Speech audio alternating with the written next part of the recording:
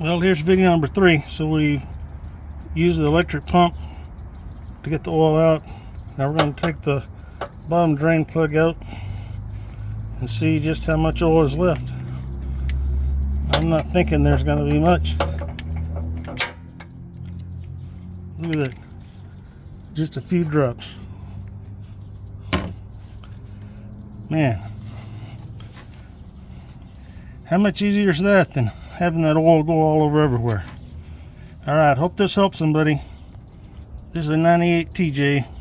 No rust.